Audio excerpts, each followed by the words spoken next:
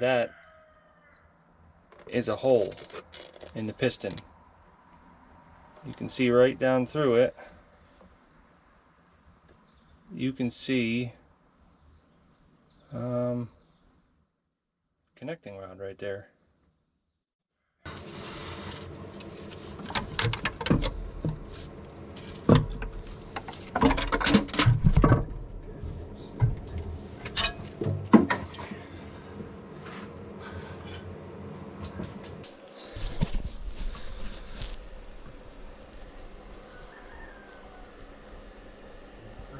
Piston and valve.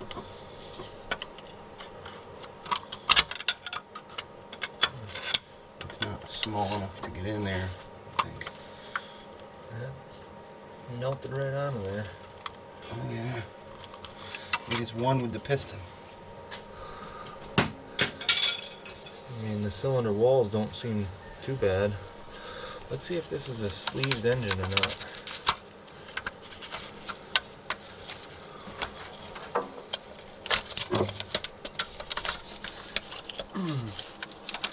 Really on there. There you go.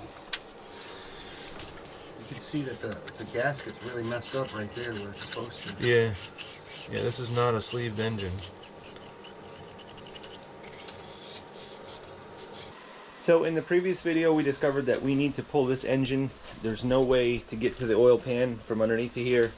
The way this is designed, there's no oil pan access from the bottom.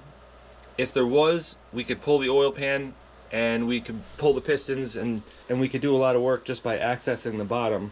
But there is no access like that, so we got to pull the engine.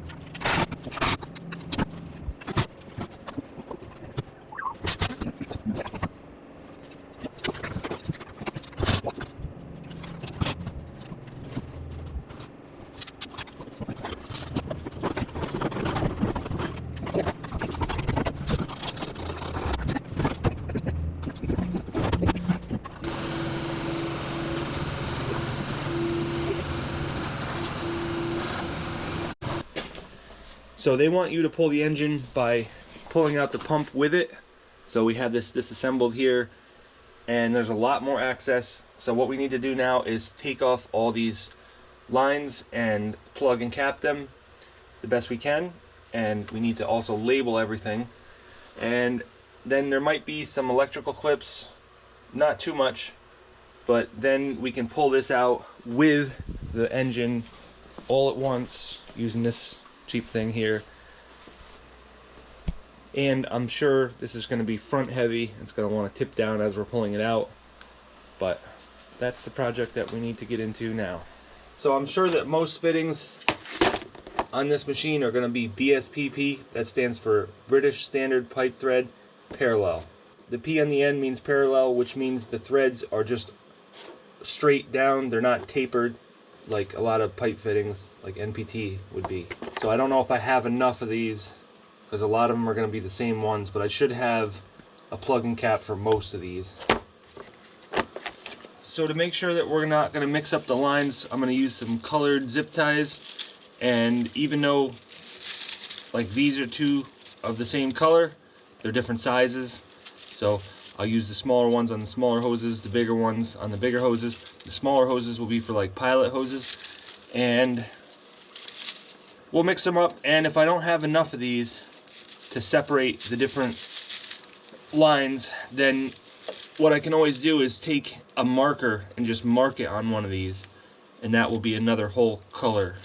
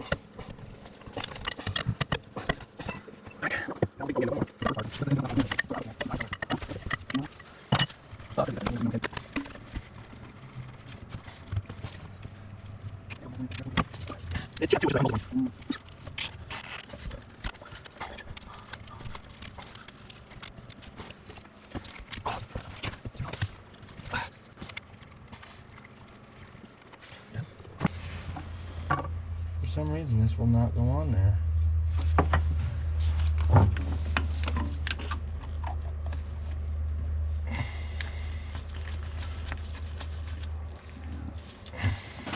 What now?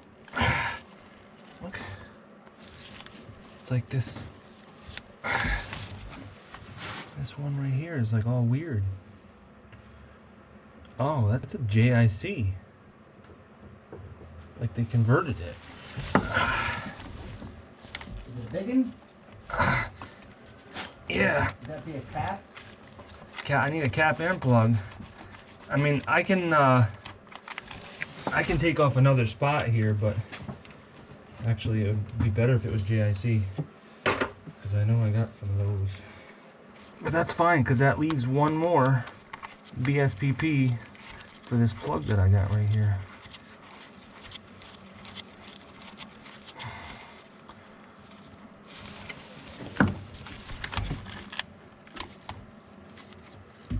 Oh, that's a JIC too. Well, I guess I'll take another one of them JICs. That's weird.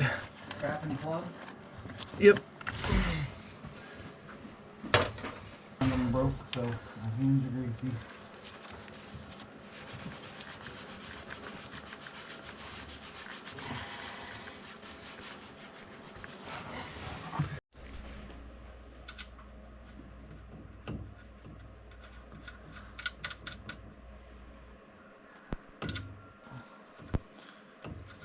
It's not the best fit, but it'll protect it.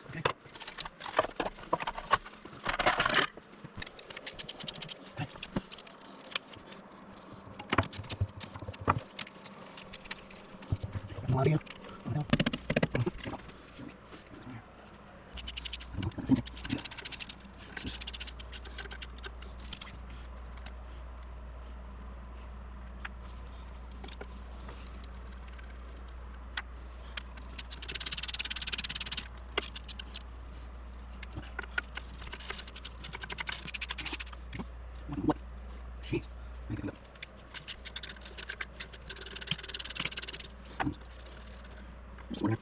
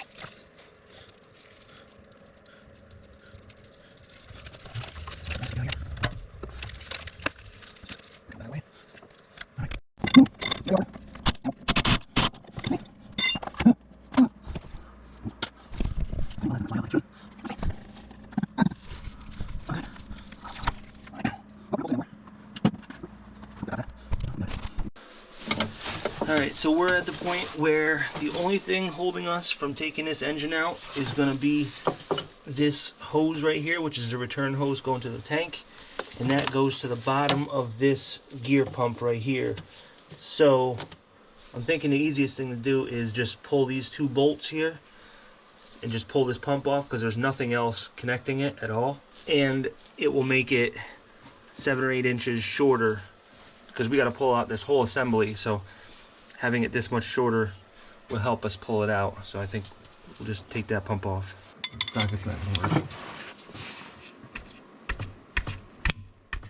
There we go. Hope the bottom one isn't like that.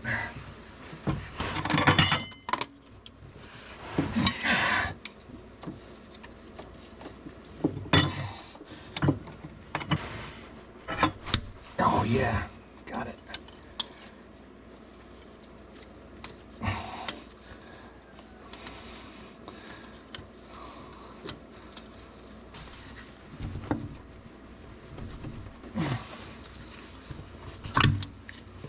Okay, well, I guess there's some fluid in there. Though I think what we need to do is put something from that motor mount to that motor mount, and then hoist from there.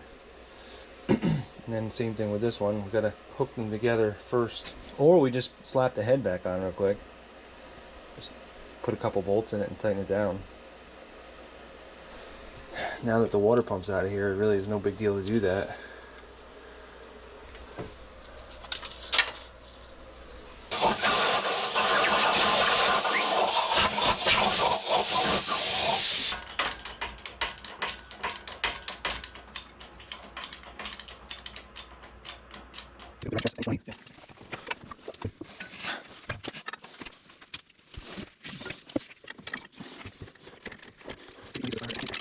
Oh yeah.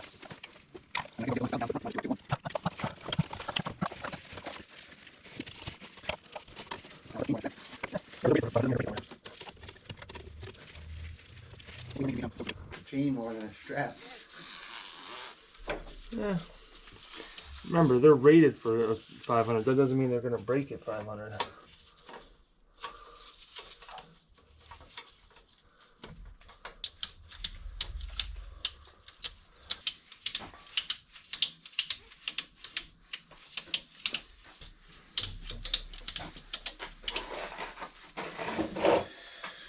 Well, here goes nothing.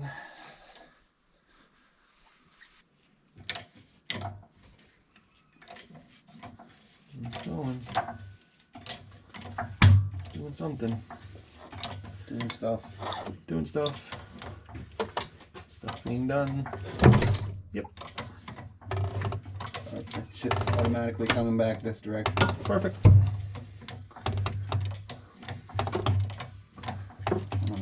Let's see what's going on in here. This all has to go out of the way. Okay. Perfect. Keep it coming. Okay. Of course, that is like. I just think that we could start rolling her backwards. Hitting on this though. This is not. Oh wow. Yeah, that's not good. Oh, these aren't even doing anything. I'm not doing nothing.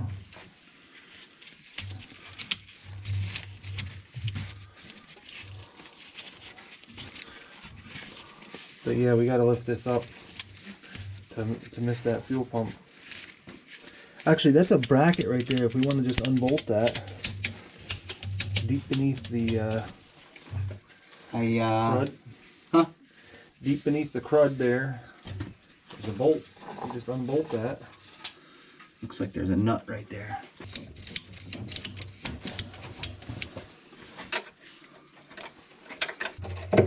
Just let that flop down.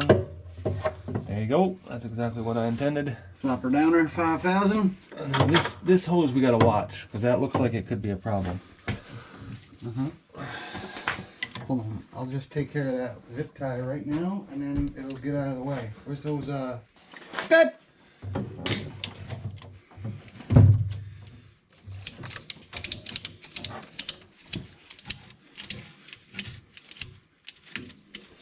I think what we almost should do is just let this thing down and then attach everything to the main point over there. Okay, now lift.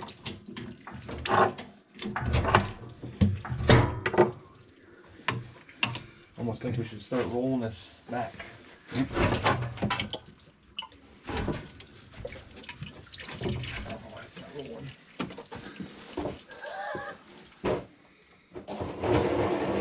It's like, You got no gas in it. you know, I think we should almost just put this up.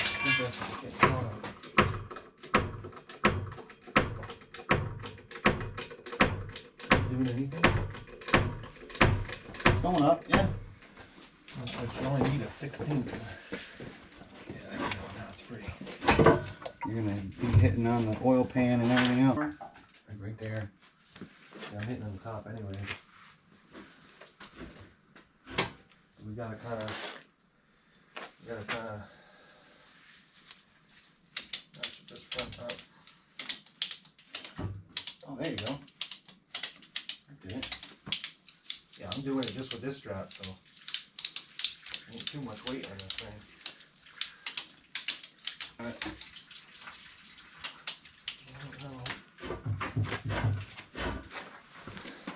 Let's get some good angles here. You have to go up a bit more with this, so we can clear the oil pan and stuff. No problem. Good.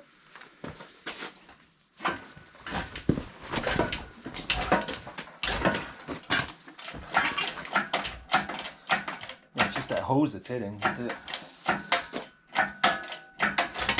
Good. I guess somehow I'll get over that.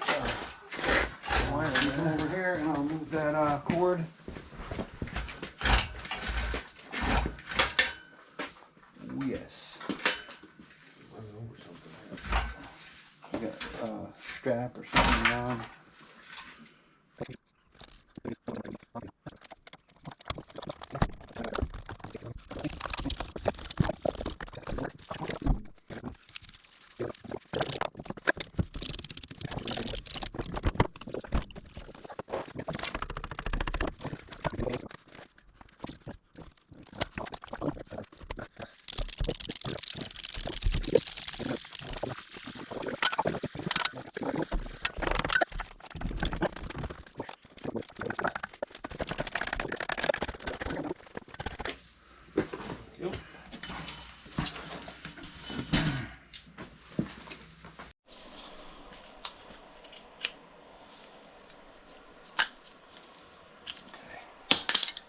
Oops.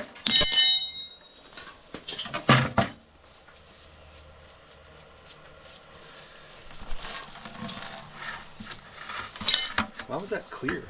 I have no idea. There was like water in there. Yeah, there's water in there. There's water in it for sure. Is that coming out of the hose, or is that just residual water in the bucket? No, that came out of the hose. It was clear coming out at first. Huh. It's not good for the engine. I don't know why it's coming out so slow. There's nothing to airlock it. These ports up here would be the... Yeah.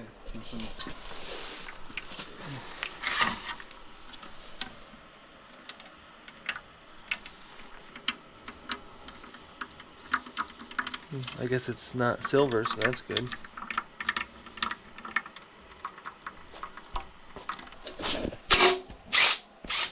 Boy, that was no effort.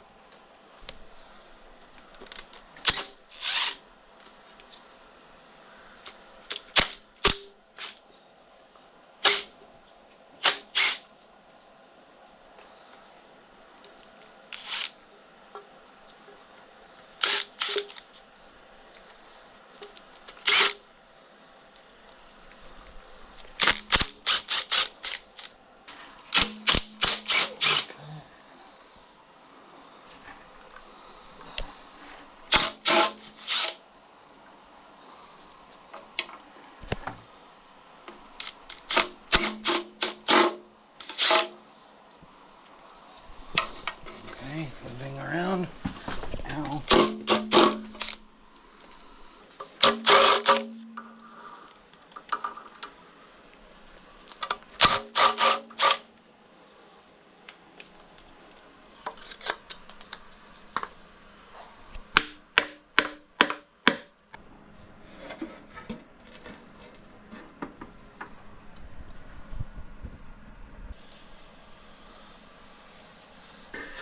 What do we have here? A piece of something. That's that thing. That's whatever That's that part was. of the pre-chamber. Yeah. I didn't realize it was that thick. What else do we have in here? Oh, more pre-chamber. Oh wow, lots of pre-chamber. Lots and lots.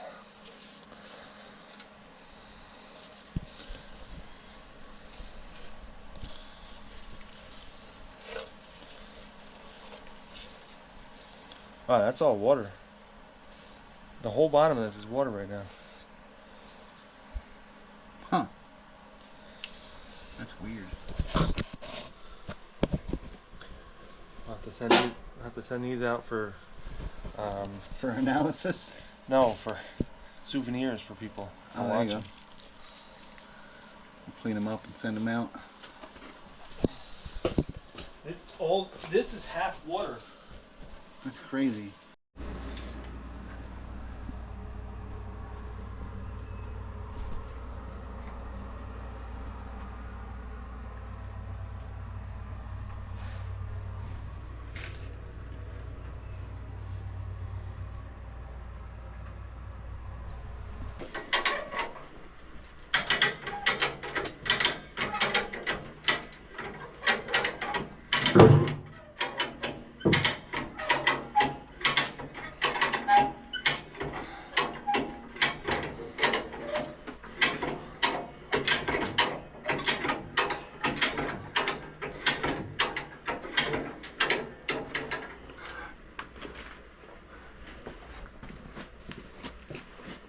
Yep.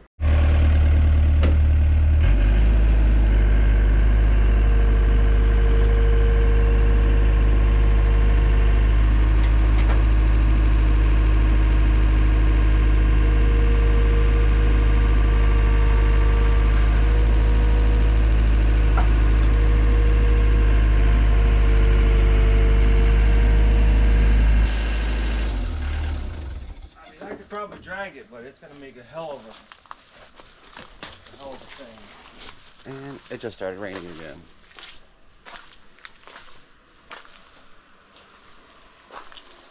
You kind of need 2 chains so it stays straight. Yeah, but I'm gonna make giant ruts going through, and then we'll never get it back in either. So no point in taking it out if we can't get it back in. Yeah. I mean, I might as well just scrape out what I can and then... I almost wonder if there isn't a way that we can figure out where the water will come out of, like the lowest point, or even drill a hole somewhere, and just keep buckets underneath that area. Because when you pressure wash, you don't use a lot of water. We could just get a place where we could constantly just be having one of those underneath of it and let it drip out. Pressure wash the thing right in here. So instead of pulling this machine out of this garage, what we're going to do is try to get everything out of here the best we can while it's still sitting in here. So this is the low point where everything drips down. So we're just going to keep putting pans underneath here and alternating. And we're just going to get all this stuff out of here, the bulk of it. And then we're going to take the pressure washer and pressure wash it off while we're still inside of the garage. And we'll just let all the water fall down here. That way we can also dispose of all the stuff that comes out instead of letting it go on the ground. Ready? Yep, here goes nothing.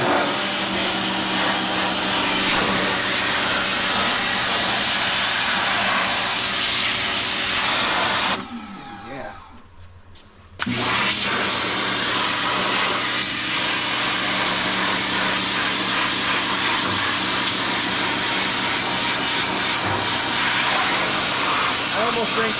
I almost think that we don't have the luxury of getting the walls the way we want to. We can always scrub them if we really need to.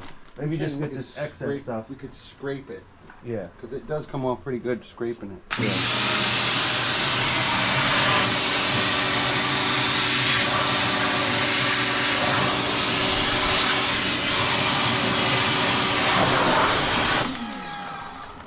Okay.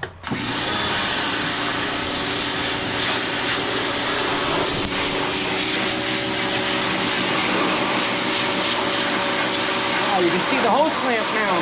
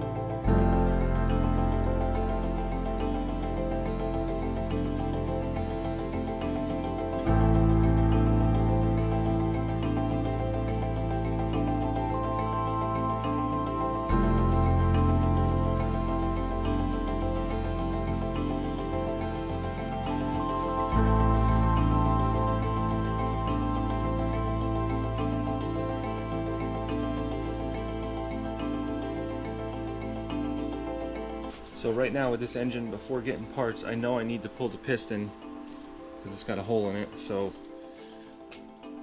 I'm gonna unbolt that from the crankshaft and we'll see if there's any damage to the crankshaft.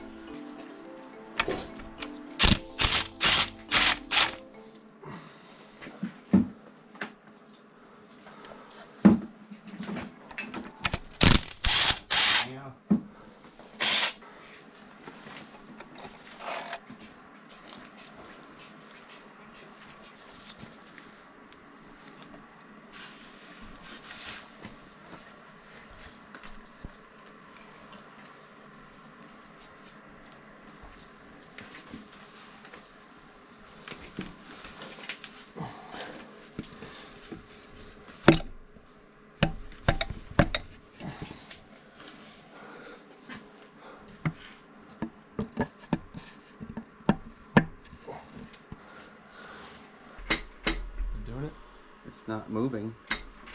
There you go. It's moving.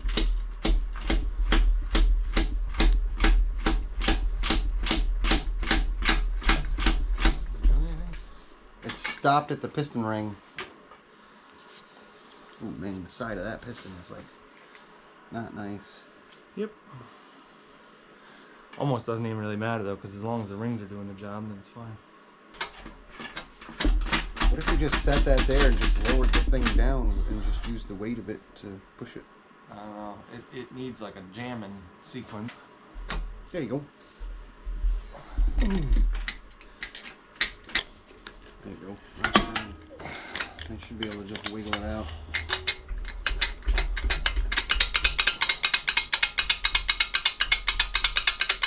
Something's definitely weird.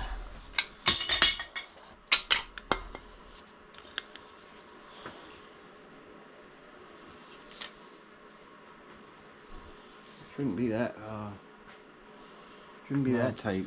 But luckily it's all aluminum, so it really can't scratch it.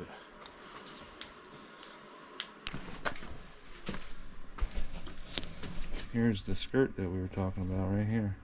Yep, it is. Which, that's easy to explain how that got in the oil pan, but how did this pass through here without even making a scratch? That's what I'd like to know.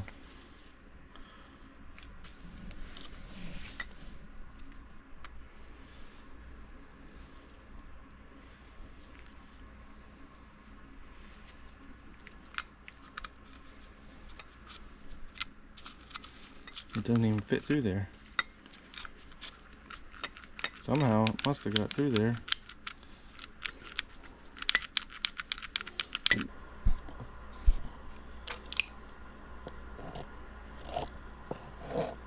Am I getting any on those things? I'm just gonna Kinda. Just making a mess. Making a mess. Messy Jesse's Cylinder Home Service.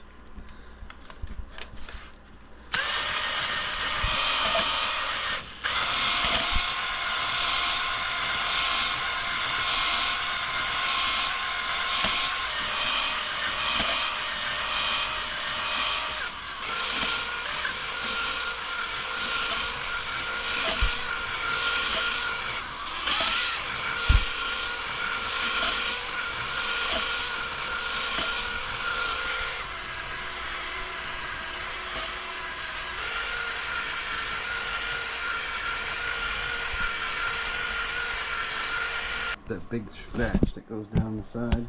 Yeah, but I can't feel it with my fingernails. I can't even start to feel it. Can't even. I kind of pick it up on camera.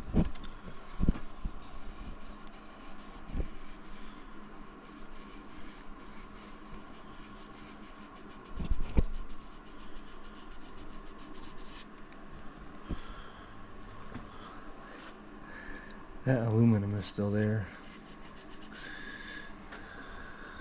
I'm kind of afraid of that scratching the rings as I'm putting the piston in. Somebody told me there's something that could use to melt that, like muriatic acid or something. I should go back to that comment.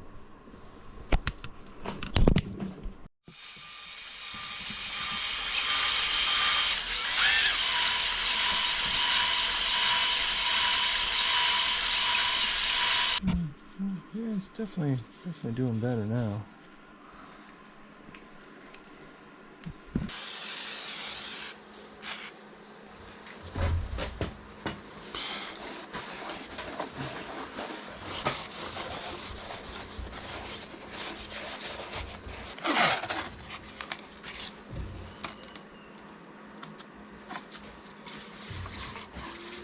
Shortstop. I gotta get him back there. Oh. No, that's me. I'm over.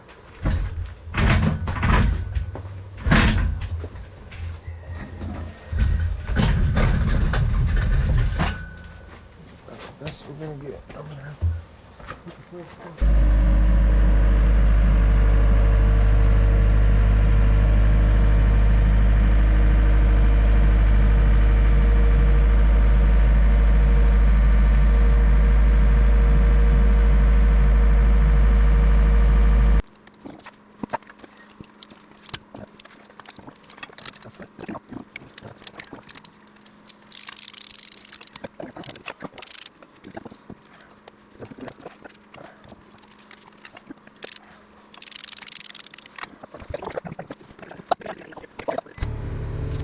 Get this hoist out of the way.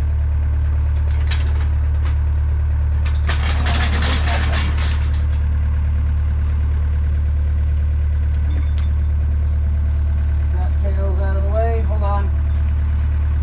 Twisting. You're gonna have to steer towards the stairs. Steer towards the stairs. Almost clear. Okay, we're clear. Clear. Oh my God.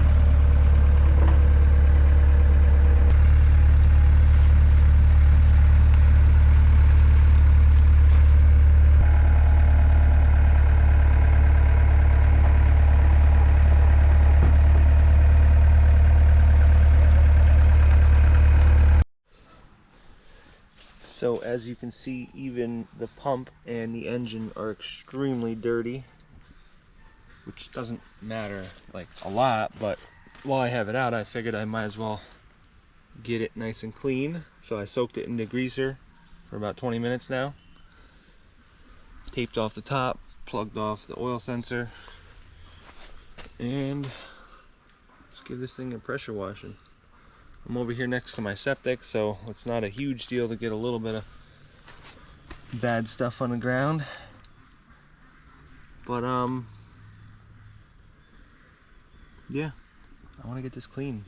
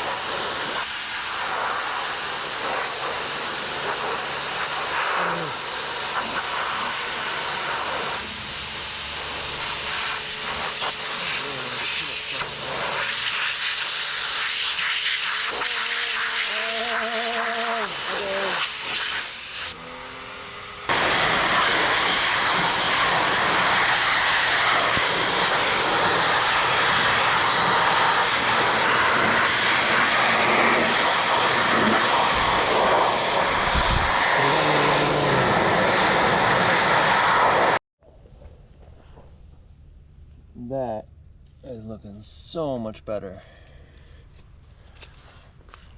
Look at the color. I had no idea. It's like a bronze color. I had no idea. Thought it was all black.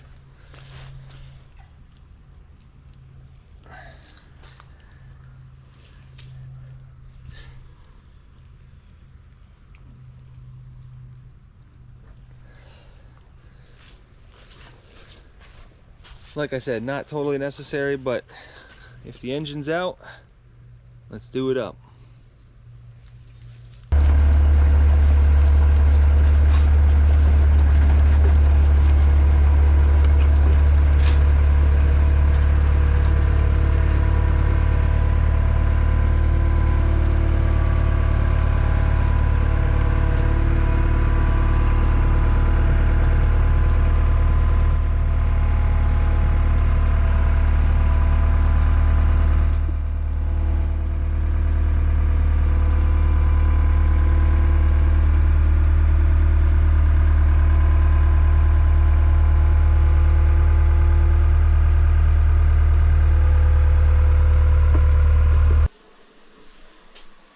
Alright, so I got my goals accomplished for this video, so let me give you a rundown of where we're at right now. We got this all nice and clean. It may not look like it's super clean, but this is 1000% better than it was before.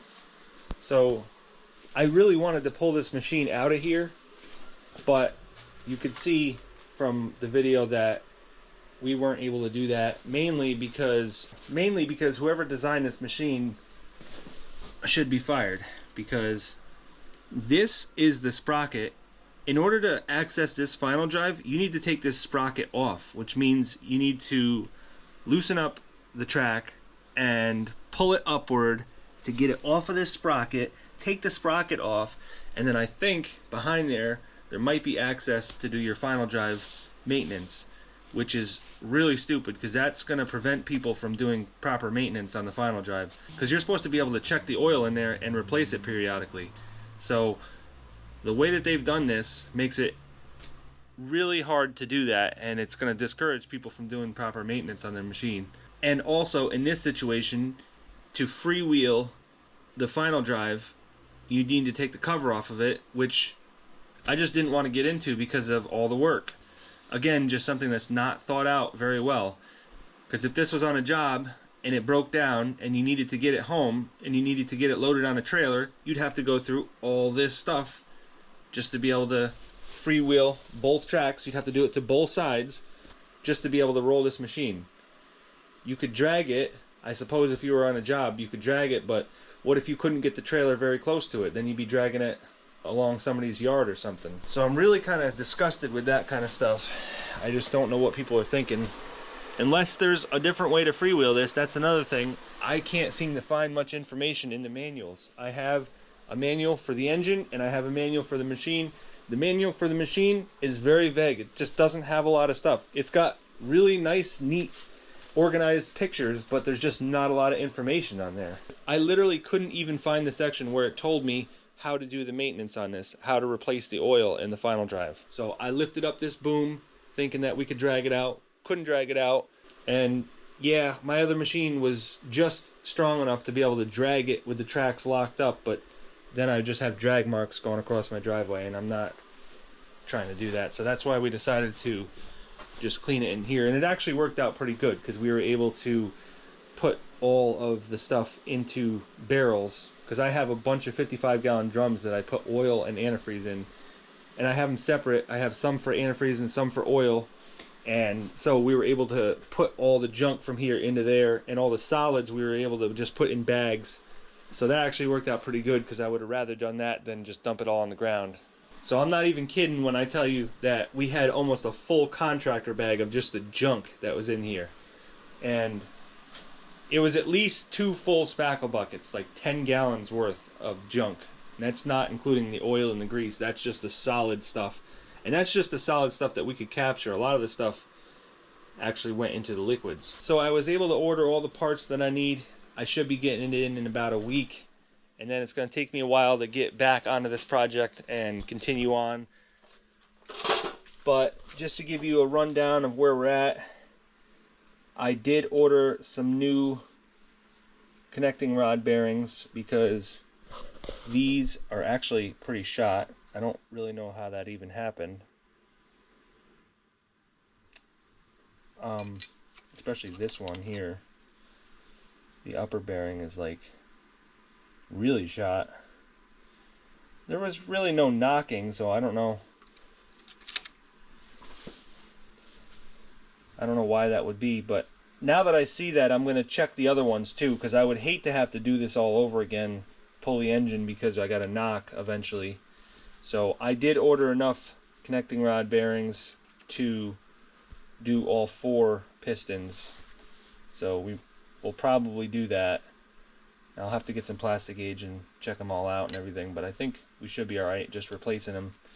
I did have to order a new head. There was a bunch of people saying that you can't really put this pre-chamber insert back in because it will probably fall out again. So I don't want to take the chance of that happening again. So I just had to order a new head. It was $1,000 for a new head, and that's a Maxiforce.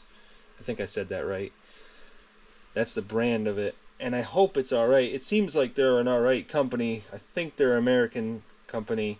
I could find a Chinese head with the valves and everything already in it, the studs in it and everything, for like $600, but I just don't know if I really trust those.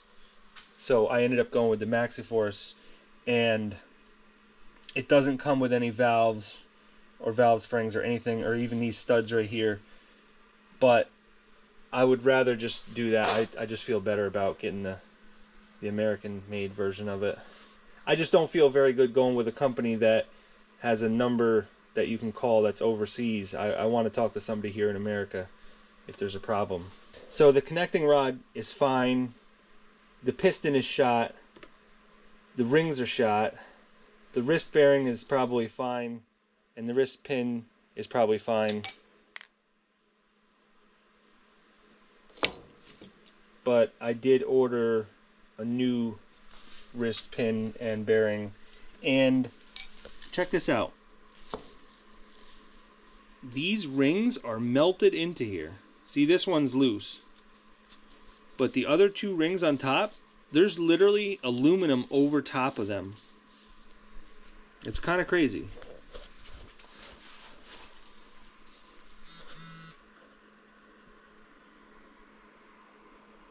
Those are totally stuck in there. They're melted into there. And then the aluminum from the piston is melted over top of them. It's a really good thing that these pistons are aluminum, because this whole engine would be trash if not. It did very little damage to the cylinder wall.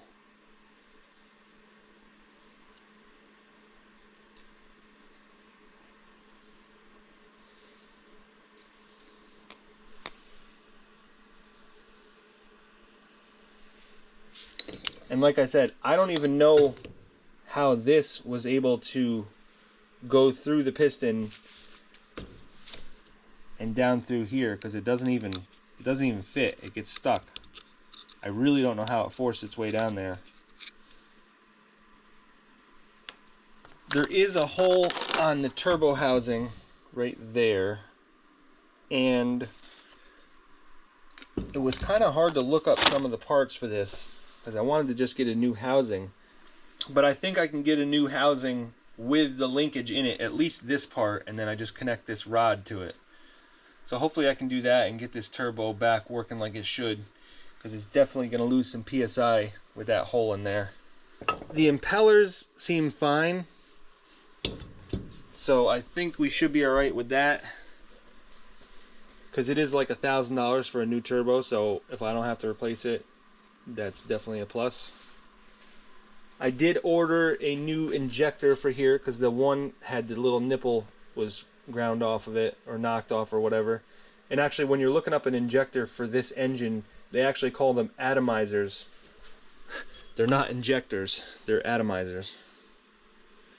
So I did get a new one. In the last video that I put out where I was taking this machine apart and I discovered the hole in the piston, there was a lot of people saying that that was probably because somebody used too much starting fluid, which went into the pre-chamber and exploded in the pre-chamber, because also in the pre-chamber is the glow plug. So if you got a red hot glow plug and a whole bunch of starting fluid, then you can have an explosion in the pre-chamber, which probably is what knocked out that insert, and down into the piston it went. That seems like the most logical thing that happened, because the explosion had to have happened out from the chamber, not into the chamber. So in other words, if there was liquid in the chamber and we got hydrolocked, it would push out from the cylinder and into the chamber, but that's not what happened. It pushed out from the chamber into the cylinder. There was a few people that said that it might have overfueled because of the injector. I guess that's possible too, but I really think it's from starting fluid. Probably something to do with this machine wouldn't run, and sometimes people just have no idea what they're doing. They just start cranking out the starting fluid in there, just pouring it in, hoping that something will happen. I know that somebody did something stupid, because they replaced this fuel pump here, and this is just like one that you can buy at an auto parts store, and they put it in line with this hose that's here, and they cut the hose, so I'm gonna have to put a new hose on there actually. and it's actually got like a JIC fitting on the end, and on the other end it's just open. But I guess I gotta get a new hose for this, because I'm gonna eliminate this, because the fuel pump on this machine works fine, and I don't know what people are thinking when they do stuff like that. All I have to do is take the outlet from the fuel pump off and see that it's flowing fuel out and that it works. But sometimes people have zero diagnostic skills and they just start throwing parts at it, which is what they did here. Which at the beginning was nice, because I thought, well, they didn't really get very deep into it, so I'm probably going to get lucky and it's probably going to be something stupid. But as it turned out, it wasn't.